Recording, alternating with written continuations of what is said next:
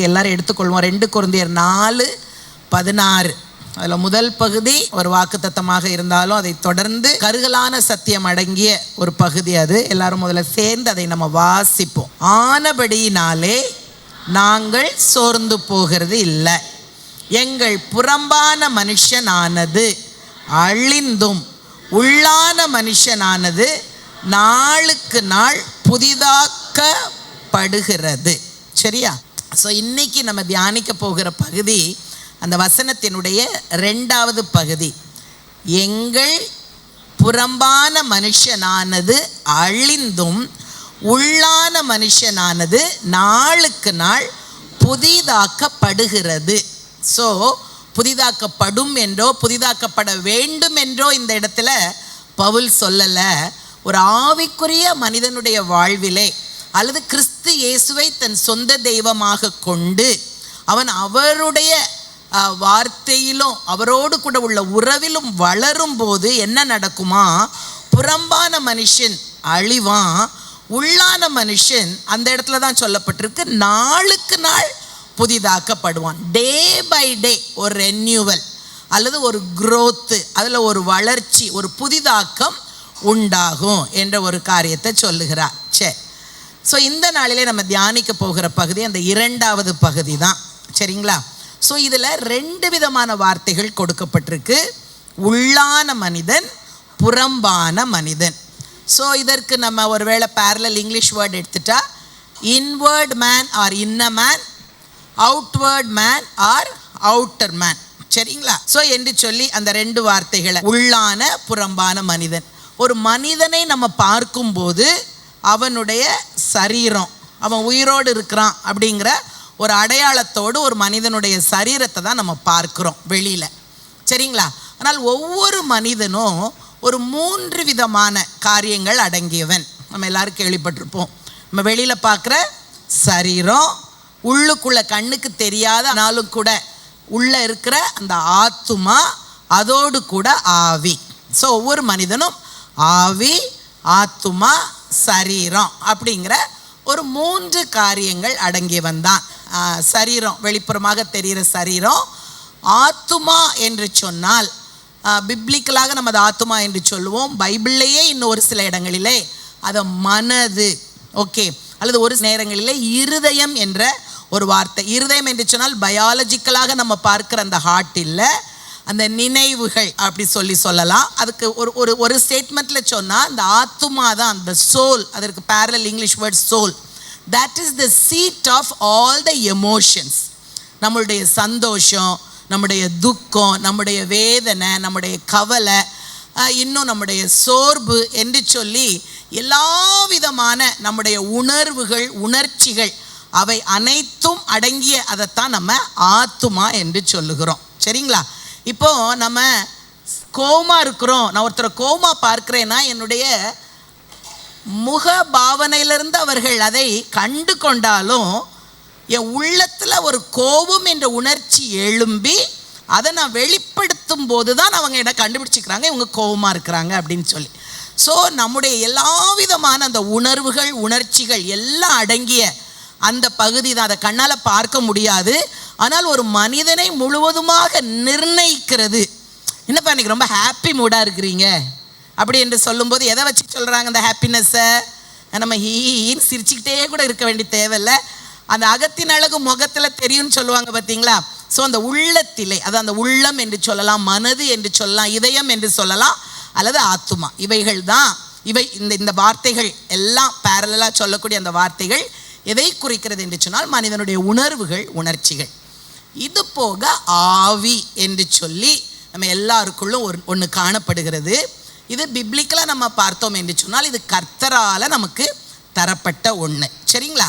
அதாவது மனிதனுடைய ஆவி கர்த்தர் தந்த தீபமாக இருக்கிறது என்று சொல்லி நம்ம ஒரு இடத்துல நம்ம பார்ப்போம். அதை நீதிமொழிகள் 20:27 அப்படி சொல்லப்பட்டிருக்கு. மனுஷனுடைய ஆவி கர்த்தர் தந்த தீபமாக இருக்கிறது, அது உள்ளத்தில் உள்ளவைகளை எல்லாம் ஆராய்ந்து பார்க்கும். அப்போ உள்ளோன்னா நான் எதுன்னு சொன்னேன்? ஆத்துமா. அப்போ அந்த ஆத்துமாவில் உள்ளதெல்லாம் பார்த்து கொண்டு என்ன இருக்குதான்? கர்த்தர் நமக்குள்ள தந்த அந்த ஆவி நம்மோடு கூட இருக்கிறது. சரிங்களா? இன்னும் ஒரு வார்த்தை பிரசங்கி 3:21 இவ்விதமாக எழுதுகிறார், உயர ஏறும் மனுஷனுடைய ஆவியையும் தாழ பூமியில் இறங்கும் மிருகத்தினுடைய ஆவியையும் அறிகிறவன் யார்? அப்போ மனிதனுடைய ஆவி அல்லது அந்த ஸ்பிரிட் என்பது உயர ஏறுகிறதாக இருக்கிறது. நான் சொன்னது போல் அது கர்த்தரிடத்துலேருந்து நமக்கு தரப்பட்டது. அது கர்த்தரிடத்தில் கடந்து செல்லுகிறதாக இருக்கிறது. யாருக்கு? மனிதனுக்கு. ஏன்னா மிருகங்களுடைய ஆவி எங்கே போகிறதா? தாழ பூமியில். ஏன்னா அவைகள் நித்திய காலமாய் வாழுவது இல்லை. ஸோ அவர்கள் அந்த மிருகங்களுடைய மற்ற பிராணிகளுடைய ஜீவன் என்னைக்கு முடிந்து போகிறதோ, சரீரம் மண்ணோடு போகும்போது அதோடு கூட அவ்வளோதான், அதனுடைய வாழ்க்கை ஒரு முடிவுக்கு வருகிறது. ஆனால் நித்திய காலமாக வாழும் மனிதனுடைய ஆவி மீண்டுமாக அதை யார் கொடுத்தாங்களோ அந்த தேவனிடத்தில் செல்லுகிறது. அதனால தான் ஆண்டவராகிய இயேசு கிறிஸ்து சிலுவையில் மரிக்கும்போது கடைசியில் என்ன சொல்லுவார்? பிதாவே, உம்முடைய கைகளில் ஏன் ஆவியை நான் ஒப்பு கொடுக்கிறேன். அவர் மனிதனாய் வந்தபடி தான் அந்த மனித ஆவி அவருக்குள்ளே இருந்தது. அதை தன்னிடத்தில் தந்த அந்த பிதாவாகிய தேவனிடத்தில் அவர் ஒப்பு கொடுத்தார். சரியா? அப்போ ஒவ்வொரு மனிதனுக்குள்ளும் 3 சரீரத்தை பற்றி எக்ஸ்பிளைன் பண்ண வேண்டாம். இதில் சொல்லப்போனால் ரொம்ப லீஸ்ட்டு, ரொம்ப கவனிக்கப்பட வேண்டாதது அல்லது ஒரு புறக்கணிக்கக்கூடிய ஒரு இது, அதாவது ஸ்பிரிச்சுவல் லாங்குவேஜில் நான் பேசுகிறேன் அப்படின்னா அது எது தான்? சரீரம்தான். ஏன்னா அந்த சரீரம் நம்ம இந்த உலக வாழ்க்கையை முடிக்கும் போது எதோடு போய்விடுகிறது? மண்ணோட போயிடுது. ஆனால் நம்ம சொல்லப்போனால் நம்முடைய வாழ்க்கையிலே அதிக கவனம் நம்ம எதற்கு செலுத்துகிறவர்களாக காணப்படுகிறோம்? சும்மா நான் சாதாரணமாக ஒன்று சொல்கிறேன். ஒருவேளை காலையில் இன்னைக்கு நிறைய பேர் பைபிள் வாசிக்காம ஜெபிக்காம சபைக்கு வந்திருக்கலாம். கை வைத்த சொல்லிடுவாங்களோ அப்படின்னு ஆத்துமா கலங்குகிறது. சரி, ஆனால் யாரும் கூட நைட்டு படுத்த அந்த ட்ரெஸ்ஸோட அப்படியே எழும்பி முகம் கழுவாமல் பல்லு விளக்காமல் இங்கே குளிக்காமல் வரல. ஸோ சரீரத்தை எப்பொழுதுமே நம்ம மற்றவர்கள் அதை பார்க்கிறார்கள் என்பதனால அதற்கு அதிக முக்கியத்துவம் கொடுக்கிறவர்களாக, நம்முடைய ஆத்துமா ஆவியை ரொம்ப ஒருவேளை நம்ம கவனம் செலுத்தாமல் இருக்கிறவர்களாக நம்ம காணப்படலாம். ஆனால் இந்த இடத்துல தரப்பட்ட வேதவசனம் என்ன சொல்லிச்சுன்னா, புறம்பான மனுஷன் அழியணும், உள்ளான மனுஷன் நாளுக்கு நாள் புதிதாக்கப்படணும். சரி, அப்போது அந்த காரியத்தை தான் இன்றைக்கி நம்ம தியானிக்க போகிறோம். சரி, இப்போ ஆவி, ஆத்துமா, சரீரம். இப்போது சரீரங்கிறது தான் என்னது? நம்ம வெளியில் பார்க்குற இந்த உடம்பு. இது மண்ணிலிருந்து எடுக்கப்பட்டது. இது எங்கே போயிட போகுது? மண்ணோட போயிட போகுது. அப்படியே உருவாக்கப்பட்டு அது அப்படியே அழிந்து போகிற ஒன்று. ஆனால் ஆத்துமா என்பது ஒரு மனிதன் இப்பேற்பட்டவன், அவன் இப்படிப்பட்ட வாழ்க்கையை வாழுகிறான் என்பதை நிர்ணயிப்பது என்னது தான்? ஆத்மா தான். ஸோ இந்த நாள் எனக்கு சந்தோஷமான நாள், இந்த நாள் நான் திருப்தியாய் வாழ்கிறேன், இந்த நாள் எனக்கு ரொம்ப பலவிதமான துக்கமான காரியங்களை கேட்டதுனால் நான் சோர்ந்து போயிருக்கேன், துக்கமடைந்திருக்கேன், நான் வேதனையில் வாழுகிறேன் அப்படி என்றெல்லாம் சொல்லி நம்முடைய எல்லா விதமான உணர்வுகளும் உணர்ச்சிகளும் இருக்கக்கூடிய த சீட் அல்லது அந்த பிளேஸ் தான் என்னது? அந்த ஆத்துமா. ஸோ ஒரு மனிதனை யாராக இந்த உலகத்திற்குள்ள அந்த நாளிலே அந்த காலகட்டத்தில் காட்டுவது அந்த ஆத்துமாவில் உள்ள காரியங்கள். ஆவி என்பது அது கர்த்தரால் நமக்கு தரப்பட்டது. அந்த ஸ்பிரிட் நமக்குள்ளே இருக்கிறது. இப்போ அதை குறித்து நம்ம அடுத்து நல்ல தெளிவாக பேசுவோம். அந்த ஆவி தான் கர்த்தரோடு கூட அல்லது தெய்வத்தோடு கூட நம்மளை தொடர்பு கொள்ள வைக்கிறதும் என்னது தான்? அந்த ஆவி தான். சரிங்களா?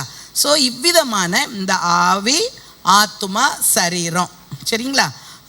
ஒருவேளை அந்த ஆத்துமாவில் தான் நமக்கு எல்லாம் அப்படின்னு சொன்னால், இதில் நீங்கள் ஆத்துமாங்கிறதுல உள்ள அந்த கலக்கங்கள், வேதனை, சந்தோஷம், அந்த ஆத்துமா திருப்தி அடைகிறது என்பது அதிகமாக பேசினது யார் என்றால் சங்கீதத்தில் தாவீது ராஜா அதை குறித்து மிக மிக அதிகமாக பேசுகிறார். சரியா? அவருடைய ஆத்துமா துள்ளுகிறதும் கர்த்தருடைய பிரசன்னத்தில் அவரால் எழுதப்பட்டிருக்கும்.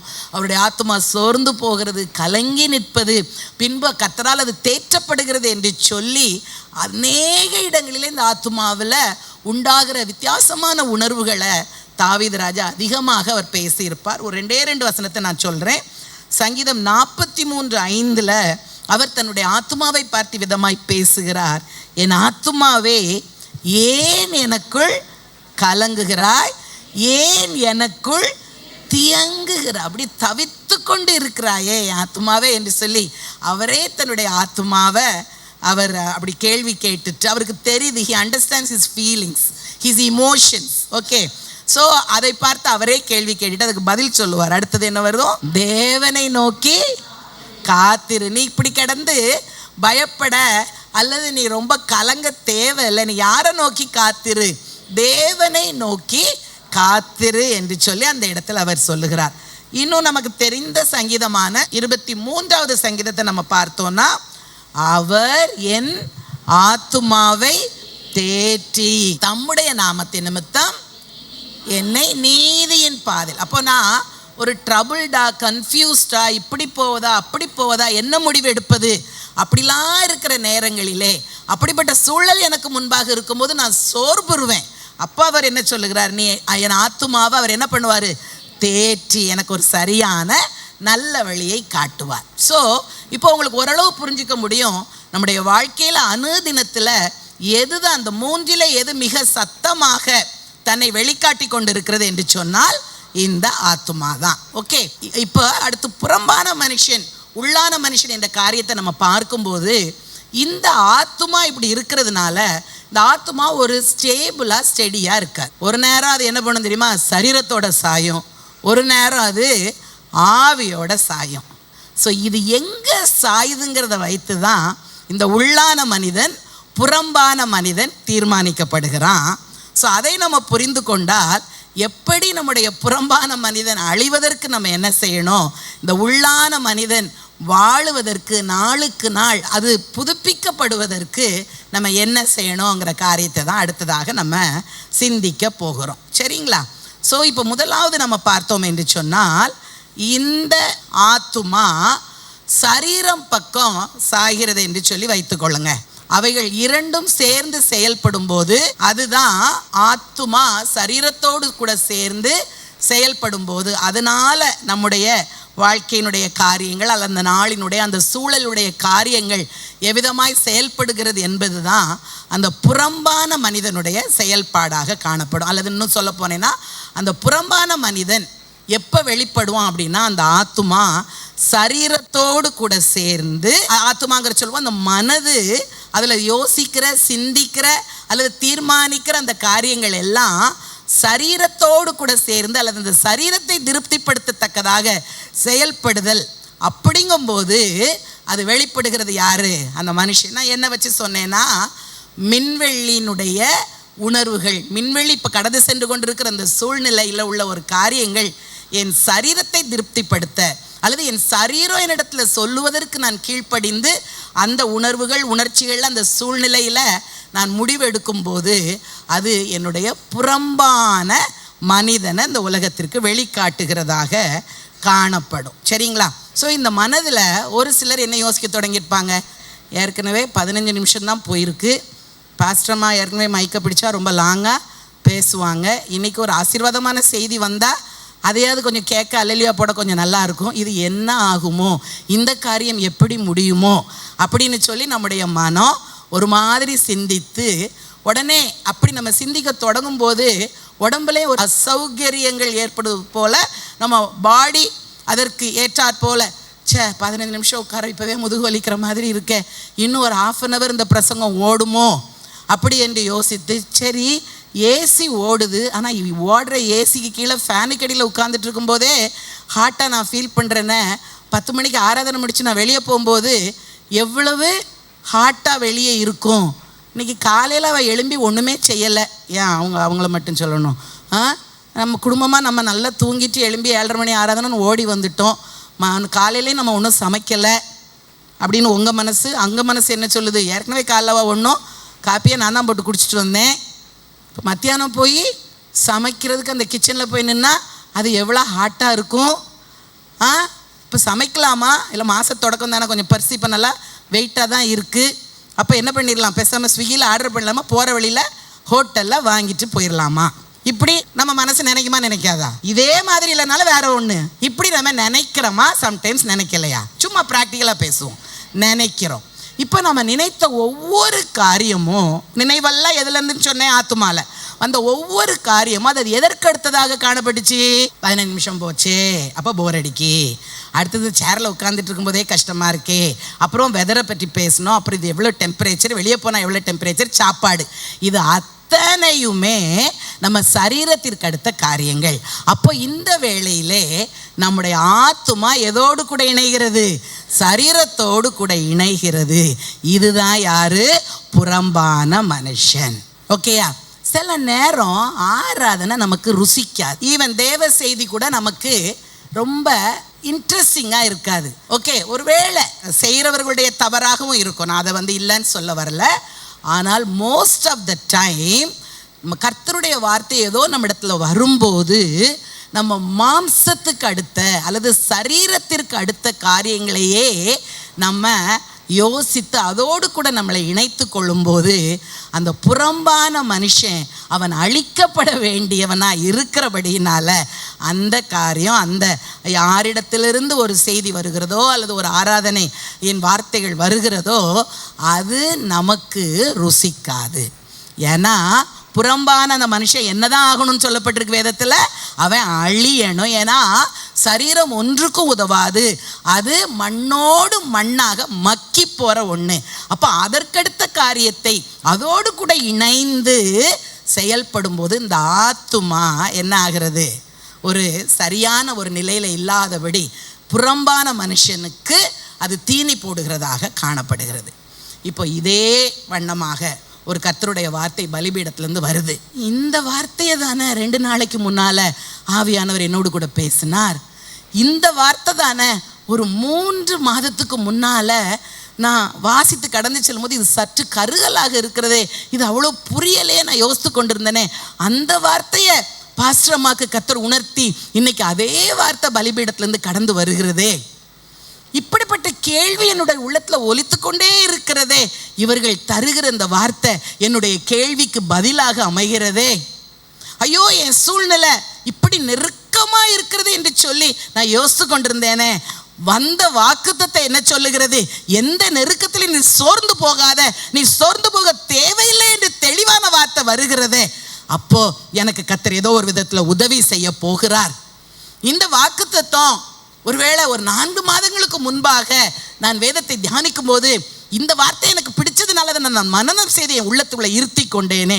இப்படி என்று சொல்லி இது கர்த்தர் பேசுகிற வார்த்தையாக அல்லது வேதம் நமக்கு தருகிற தெளிவாக எல்லா விதத்திலும் இதை நம்முடைய ஆவியிலே அந்த ஆவிக்குரிய ஒரு உணவாக அல்லது அந்த ஆவி கர்த்தரோடு கூட, சொன்னேன்ல, நம்முடைய ஆவி தேவனுடைய ஆவியோடு கூட இணைக்கப்படுகிறது. அந்த உறவு எங்கே தான் ஏற்படுகிறது? நம்முடைய ஆவியில்.